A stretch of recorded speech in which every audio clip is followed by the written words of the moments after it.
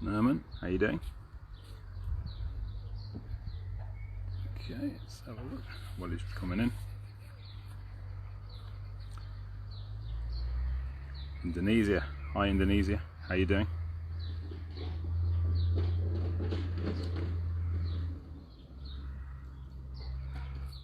Hi, Canada. Thanks for tuning in. Okay, so we're going to be going live with Ginger Ninja. As I say, you probably know the history of Ginger Ninja. I'm sure you've checked his page out. I think he's ready and available, so let's see if we can get him on.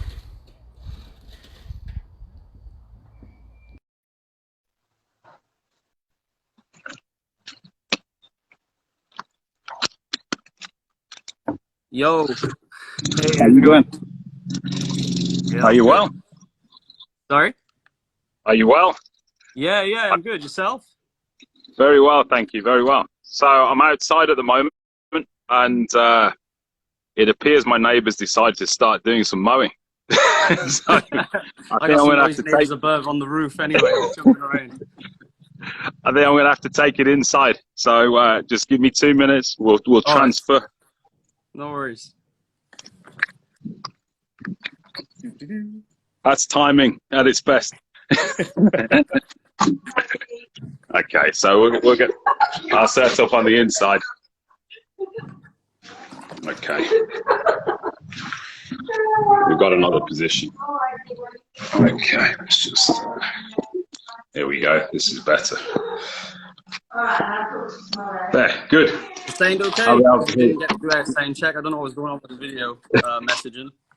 Yeah, sorry. I don't know what happened there. It just didn't seem to work. So one of those things. Hey, it's good to see you.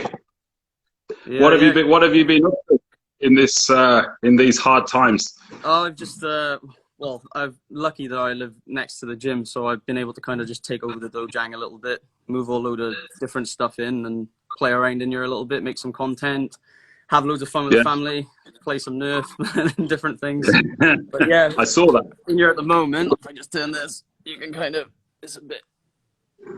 Got my gym all set up. I got projectors and everything for the entertainment. And then this side of the hall then is so I can obviously train, work out, and make videos on this side. So this side's all clear, and then that side's chaos. Wow, that place looks amazing. Do you teach people there? Yeah. We teach. Yeah. So you run a full school. How many students have you got? Quite a few students. We got three main halls. This is our biggest one. This is the main gym. And then we got two upstairs as well. So obviously empty at the moment though. No. Yeah, absolutely. So how are you looking after your students at the moment then? Well, I'm making videos privately on a private Facebook group for them. Yes. And then I'm also sharing stuff online, obviously, for everyone else that's hit ad by it as well. But we've got obviously differences in our syllabuses and things. Sure. Especially for kickboxers.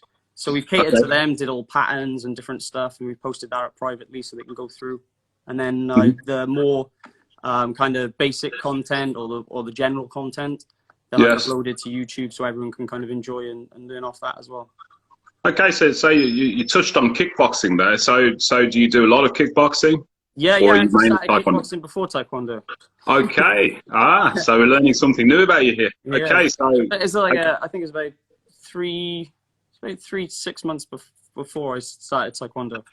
So okay, so have you competed in both? Yes, competed in both. Okay, and how did you get on? I did very well when I was younger, and then as I started to get older, then I ended up doing loads of different things, and I couldn't train as much, so I decided I didn't want to compete anymore. And also, it actually coincided at the same time having my first child, so I was just like, oh, this is chaos now. And YouTube started picking up as well, so I started doing other jobs, and I was like, I'm not training enough for how I want to compete. But before I did actually stop, I was doing quite well, but it wasn't. Basically, I think I could have won general competitions and stuff like that, not being big-headed or anything like that. But I had the level there to do that. But I'm all or nothing type of person. So it was either like I don't want to compete you're kind of half-assed. And I Yeah. want to go to the highest level if I'm going to compete. Sure. So to do that, you need, like, you know, I was training, like, when I was younger, about 5 hours a day, 5 times a week at least, Okay. Yeah. to be that level. But then when I had a kid and I had all the other commitments, I obviously couldn't do that. And I didn't. Then I'd be hard on myself. Then if I was competing, I'd be like, I could have done more. Could have done more. Even if I win, Okay. even if I was winning, I would be like, why did I get hit by that? I shouldn't have done this. Yeah, I know the feeling. I know where you're coming from, and yeah, you're touching on your family life there. So how do your seminars affect your family life when you're off traveling? Well, I kind of I've got a bit of a good balance now. I didn't used to have it. Obviously, you kind of work it out as you go along, don't you? But, yeah, sure. Yeah, I kind of manage my seminars now and know the days that I've got the kids, because my missus still likes to work. She did stop working for a little while, so I just was working away and she's minding the kids. But then she wanted to go back to work to have kind of her own independence, but also just her own little escape and her life of herself. You can't obviously be trapped at home with the kids all the time. So I look after the kids 2 times a week while she's in work as well. So we kind of share a little bit, and then I work around it. So like the weekends and stuff then are more to go to seminars or go away. Obviously, the only time is if I go to different countries, do a tour or something like that, and then that would change. But, so typically in any given year, how much do you think you're actually away? How far do you tour to? well, it depends. Like each year can be completely different. It's also, to be honest, I'm quite fortunate to be in a position where I can decide. Sure. But before I think I went away in 2 years. I think I was home for about 6-7 weeks. Wow. In 2 years. Oh, because I was working on Wonder Woman. Then I went from Wonder Woman to Into the Badlands. Then from Into the Badlands, I went to Kingsman 2.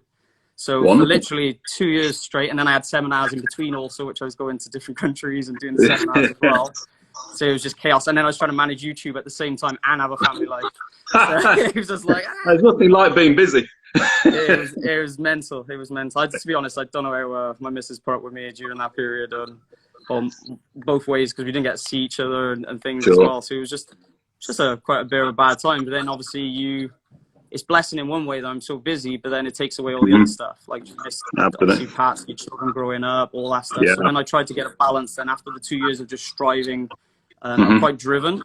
So I would just be plowing away and thinking this and that. And then I sat back then and realized the consequences. So then I was just like, I better kind of sort this out and try and manage it. I know I still haven't got it completely right, but I'm trying my best to. Okay. No, that sounds great. I mean, it must be difficult to sort of imagine what it's like to spend a lot of your life on the road. Most of us haven't actually done that. I know with commitments of Taekwondo, and if you're an international competitor, you may be away for maybe 2 weeks of the year maximum. But to only have that small amount of time within 2 years is, I don't know. How did it work with your relationship? It was putting down a little bit of strain. That's what I said. Like, so obviously things had to change. It was either I'd kind of try and go lone wolf and try and be career driven, or I try and work out my relationship and have obviously quality time with the kids as well. You know, I don't want them just growing up and then being like, "Where's Dad? He's not around." So it's just a balance. So I think I've got a lot better balance now. It's like I said, it's still not perfect. We're always trying to better the situation, but I definitely spend a lot more time with the kids now and have loads of fun and different stuff. So. Yeah, get the Nerf guns out. Yeah. Go crazy. But yeah, so set the projector in here and everything. So then even in here now, I'm managing the time. So like I've got them watching new movies and different stuff over that side, and then I can train when they're back in the space with Kia as well, or we're collective as a family. So just getting that balance of all of us together. And then, especially in quarantine, trying to have her. She can have her space in the house. Lucky, obviously, we're next to the gym, so I can come into the gym with the kids. She can have her space, and then I can say, "Kids, get back in," and then I can have my space. So it's one of those things. It sounds like you've got the ultimate man cave there. Oh, well, I've got another man cave. You know, normally, obviously, I wouldn't be able to do this with the gym, but so now this is just it is the ultimate man cave now. But it's a lot bigger than my other one. I'll just put it that way. Well, tell us a little bit about your YouTube career. What do you want to know? How did that all start? Um, I think I posted up it's changed the name now, but the first video I ever posted was practice your kicks, and it was just me doing kicks, basic kicks, 360 kicks, up. I think it was up to 540 kicks, something like that, 540 hook kicks. And I posted that video doing it on my right side and left side, just doing both legs all the way up through. And then I had some comments on there just saying, oh, you know, that's cool. Could you help us? Could you maybe make a tutorial on this and that? And I was like, oh, do you know what? Yeah, I'll give it a go. Why not? You know. So then I think I did my first. I think my first tutorial was side kick, maybe. Side kick's one of my favorite kicks, so it probably was a side kick. And then I think the second was 540 kick. And then people just enjoyed the tutorials. They obviously helped them. So then they were commenting, asking for more, and it just spirals, and wow, it was just crazy. I mean, looking at some of the kicks you do, you must have some amazing flexibility. How do you get that kind of flexibility? And bravery. I don't know. Obviously, you know, there's a lot of stuff that's being dynamically flexible as well. There's a lot of people I know that are not very flexible statically, and they can do a lot of the kicks that I can do. But then when they're obviously trying to stretch out, then they haven't got they can't elongate their muscles enough to go into that position. So it's just one of those things. I just wanted to be greedy. For me, I wanted to be kind of all-rounded. So when I'd be in the gym, I'd be like, what am I not good at? This is where I want to get better at. And then that's kind of how I try to get the moves that I do. And also I train for different things. So like on YouTube, you see a lot of the flashy stuff, but then I've got a lot of the sparring content that I teach our competitors with, and they do very well. So I know the sparring side, but then I just don't show that so much on YouTube. Yes. Because more people want to obviously see more of the entertainment side, the flashy stuff. They don't want to see, you know, punch a bag solid for 3-4 minutes, you know, and you're, you know, they were like, oh, well, where's the fancy cool kick or something like that. So it's just like the movie industry. You know, if obviously they were just punching and knocking people out, everyone's just going to get bored. You know, that's why you have all these big flashy moves and wires and green screens and just keep everyone entertained. So, but at the same time, you know, obviously we haven't got the wires, so it's just good to just kind of test the body and play around and see what we can do. Well, I noticed, I was sort of watching a couple of your videos the other day, and I see you still practice quite a lot of what we do in Taekwondo, things like, which we don't see a lot on the internet, destruction. Yeah, destruction. I love it. Yeah, special technique and destruction is some of my favorite stuff. Special I don't think I want to take you on in special technique, not with the height that your kicks go at. I'm very out of practice from that video I did. I was like, oh, I'm better at this, so I'm going to have to get on that again anyway as well. But I think people are shocked because normally, like, obviously I think they know that I know a little bit, obviously, about kicks and stuff like that because of the tutorials and content I show. But like I had a conversation with Carl, and he was like, "Oh my God, I didn't realize you knew so much about the fighting side." I was like, "Yeah, I just don't talk about that. That's like not my field to talk about. I'm a specialist mainly in kicking, and that's really what everyone really wants from me, the knowledge. So then that's what I'm going to try and provide. But I know bits and bobs. You know, I don't claim to know everything. None of us know everything. Obviously, we're all learning. But I think they're surprised that I got the other side of the training as well. Like you said, I think they just forget and just think you're in that one field. But I teach constantly, so I have to be in all the fields. Okay, so what Dan grade are you? I'm third dan in Taekwondo and a third degree also in kickboxing. So the same. Okay, so you teach obviously the full syllabus. Which federation do you belong to? UK ITF. UK, and how long have you been with them? Good amount of time now. So quite a while, yeah. So it's Grandmaster Trevor Nichols is first. He's the vice president, and then obviously got Che Jung-Hwa, which is bloodline. That's what we're with. I don't get into all the politics stuff, but that's obviously who we're with, and that's that. No, that's fine. That's fine. I know everyone's always like, "Oh, this or shit." Yeah, you just do you, man. I'm cool. Yeah. Wow. I just get on with anyone that enjoys martial arts. I'm happy, and I've done seminars for all different associations and styles all around the world. So like, I'm more open than a lot of people. So. You know, that's the good thing about Carl. It's a different organization. Yes. And we get on really well. Aaron Cook, WT. Yeah. You know, and I get on really well with him. So I don't care what association you are, as long as you love martial arts and you're obviously cool person. It's good. Yeah. And that's what we're all about. We try and keep our Taekwondo completely open, so that anybody can tune into our page. You know. Yeah. So, how do you know Carl? We were speaking to him the other day, and he said that you spent time with him, and that you're sort of kindred spirits. Yeah. We got like matching birthmarks and everything. I got one on my left side, and he's got one on his right leg. It's like we're mirrored. I don't want to go there. It's crazy. It's really weird. But yeah, basically it all started out that our friendship was. I actually just dropped him a message. I seen his team was doing well, and I was friends with him on Facebook, and I could see they were winning medals and different stuff. And I just went, oh, you know, congratulations, well done. I'm glad your team's done really well. Just dropped him a message. And then we started talking, and he said, hey, do you fancy coming to New Zealand? I was like, that sounds awesome. Yeah. And then we just got on really well. And the main reason we actually got on really well straight off the bat was, obviously we get on in the messages anyway, so I could see he was a genuine cool guy just from the messages anyway, and the way, you know, he was. But then when I arrived at the airport, my baggage didn't arrive. It was stuck in Hong Kong. Okay. So I arrived and I was in jeans. I've been traveling for like 36 hours or something, so just like sweaty. I had one spare top, which I changed halfway.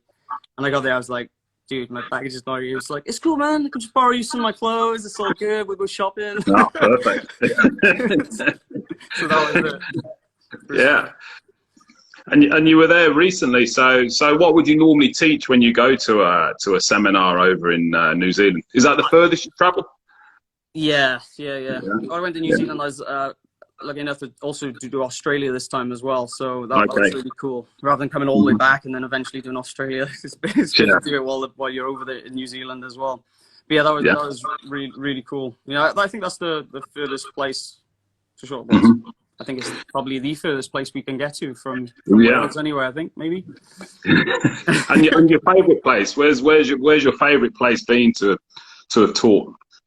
God, I don't know. I like so many different places for different reasons. Like I think New Zealand is awesome because it's like Wales, like the scenic kind of way about it as well, the greenery and everything. But then they just got amazing weather as well. So it's just like Wales with good weather. So yeah, I connected with that. Probably one of the best places I've been. I think I'd say is probably New Zealand, to be honest. Somebody's asking me here. There's no poisonous stuff there as well. There's no.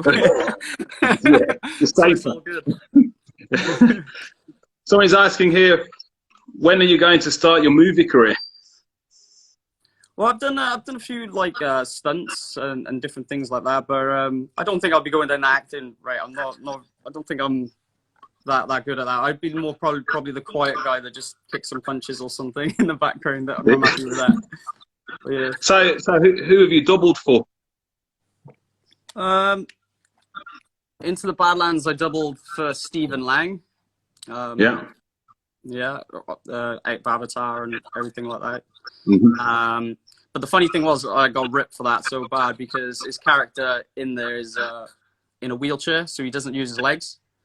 So all the stunties were laughing, saying, "You're one of the best kickers in the world." And you sat in a wheelchair and not able to use your legs. So I'm like, oh no. But yeah, it was a great experience, and obviously I got to do other cool stuff as well. So yeah, that's right. And then I doubled Sir Elton John as well, which that was just crazy. That was mental. So you can sing?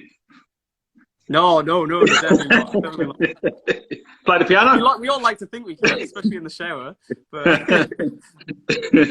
but no, I ended up doing, in Kingsman 2, I doubled him doing all the kicks, and it was a bit of a longer fight scene with flips, but I couldn't make it back, so I was working on Into the Badlands, so I couldn't do, reshoot some stuff, and I couldn't make it because I already committed to another job. So then they ended up cutting the fight. I think they got somebody else in to do parts as well, but they end up using, I think, all the parts that I saw of the kicks and stuff were me, what I did when I was there. So the flying side kick where he comes up and then he turns to the camera and smiles, that was me. With all face replacement, obviously. Well, I mean, with this virus, I think I'm going to have to watch the film and study it more carefully this time. It was so funny because a few of my mates just watched the film and they didn't know I was in it, and they messaged me and said, "Hey, was that you in there? They recognized the psychic. They recognized the flying psychic form. They literally messaged me and was like, that was you, wasn't it? Yeah, it was. Excellent. But yeah, that was phenomenal because he's a legend, obviously, as well. He's crazy. Absolutely. And we were waiting around for scenes, and he's at we were in Hammersmith. Yeah. And we're all waiting around for the camera setups. It take about half hour sometimes just to put the cameras in different places and they'll change the lighting and everything. And he's there and he's just like playing one-handed on the piano, starts with like basically like a kid doodling, you know. And he's just there, and then all of a sudden he just breaks out into a song, and we're just sat there front row of the Hammersmith, and he's just playing Stunties. We were just like, what? This is absolutely your own crazy. Private performance. It was mental. I bet it must have blown your mind. Were you starstruck? Yeah. Well, he's a legend, isn't he? You know, I think you can't really get much bigger than one of the Beatles. So, and to have a private performance as well. Yeah, it's mental. But yeah, he's really funny, really down to earth guy as well. Like obviously, I know he's super rich and whatever, but he just seemed so genuine and he was funny.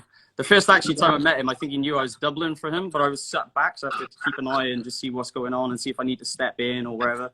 And I'm there in the background, and he goes, "You," and I'm there like about 20, 30 feet away from him. Yeah. I'm like looking over my shoulder. Me. He's like, yeah, you. So I was like, oh no, what have I done? What did I do? I was thinking, oh, have I done something wrong? So I'm walking over quite sheepishly, and I'm like, yeah, you okay? Do you need anything? He's like, no, I like your top. Is it Gucci? Is it Gucci? I went, nah, from Zara, £5 from the sale, mate. So he just started laughing. He was like, oh, come sit by us. He was like, and then just started just sharing his life stories and different stuff. It was funny. I bet he's got some stories to tell, hasn't he? Yeah, crazy stories. Gosh. And I've noticed that that you train a lot with your father. Yeah. So he's an instructor as well. Yeah. My dad is 8th degree. 8th degree? Yeah. Okay, he's been training a while. Yeah, he's been training a lot longer than me. Yeah, I think it's about 40, so it's over 40 years he's been training. So. Okay, so you grew up around martial arts then? Yeah, well, I didn't start till I was late. I was kind of a rebel, to be honest. I used to do all the other sports. I used to love swimming, football, basketball, rugby. Used to play everything, to be honest. And I kind of did martial arts for about 6 months when I was a little bit younger. And then I went away from it. And then I come back when I was 15 then. And my dad basically just said, look, you're not stopping and starting. Don't mess me about. And he said, if you start this time and you end, he said, that's it. I won't teach you ever again. So, you laid down the gauntlet. Yeah. And then I started, and that was it. I haven't stopped, luckily, so it's all good. Gosh, so 15. So how old are you now? I'm 30. If you don't mind me asking. No, it's cool. Age is just a number. Absolutely. So how old did you say you were? I'm 30. 30. So 15 years worth of training. Yep. Wow, gosh. Have you done any training in other countries? So I know you go and actually teach the seminars, but on your Taekwondo side, have you actually been to train with other masters in other countries? Well, I've been fortunate enough to do collaborations and work with some of the best fighters around the world, or just legends as well. Like especially with stuff, I try and make the best of the opportunities that I get presented with. So like if I go to LA or wherever, I'm like, I'm going to try and hit up whoever I can to meet up with, you know. So in terms of like movie side of things, I trained with Scott, which obviously is a renowned martial artist as well. Yeah. And I got to train with him, which is amazing. And then Kung Lee, one of the pioneers of MMA, like great, like one of my favorites to watch. And then I've just been fortunate enough, like when I went to New Zealand, then I met Dan the Hangman, Brad Bell, know, Stylebender. Stylebender, yeah. So I saw Carl was doing a session with Stylebender. It looks as if they all train in the same gym. That's in City Kickboxing. Yeah. So you got to do a session with them then? Yeah. Well, I actually watched because I had 2 seminars. I had the day before I was leaving New Zealand. Yeah. So I had 2 seminars left, and I was thinking, I really want to slot in, and I was itching to slot in. I was thinking, oh, this would be Yeah. fun. This would learn so much. This would be great. And then I was like, I'm probably gonna get hurt. That's like, or if not, I'm gonna get a niggle. I'm gonna like not hurt as in not pay or whatever. I mean, it's just a niggle, and then I can't do all my seminars. So like, I had a couple of seminars lined up, and I'm just like, let's play it safe. I was like, next time I'm back, definitely not passing that up again. So I did the sensible thing, but then totally regretted it. Yeah, sure. Yeah, What about really well. You're not thinking of starting an MMA career as well, then? Oh, I keep getting pushed to, like, everyone's saying about it, and I'm just like, nah. Yeah. I just think my health and well-being, for me, is just more important now. Like, I think, especially the age I am as well. Like, I know age is just a number, but you know, them guys have got a big head start on you, and they got so much ring experience, and you know, it's just so much to try and make up for. You know, it's like going into black belt category for the first time, you know, or something like that, and you've got like 5th degrees in there that have been in competition for like 15 years, scary. and then you just get nailed to begin with. You know, I've been there, done that, so I know how that is. And then suddenly you get the 2nd degree, and you got a bit more time behind you, and you're like, oh, now I'm sorting these guys out, because then you're getting the same experience with them. But yeah, they just know obviously so much more about it, don't they? Yeah. But I don't think I'll be doing anything like that. Anyway, Cal's doing all that for us.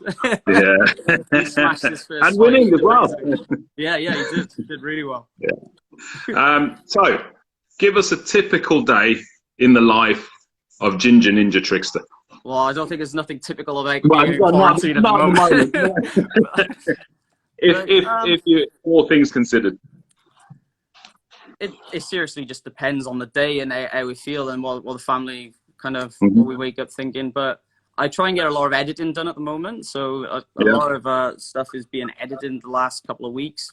I've got to shoot a few videos, but I've mainly just been trying to edit all the videos that we're uploading for our students and stuff as well, so it's been crazy amount of time on that. But when that's out of the way, probably in a few days, then I'll be mainly training and then trying to balance obviously the family side and not annoying the missus too much by training.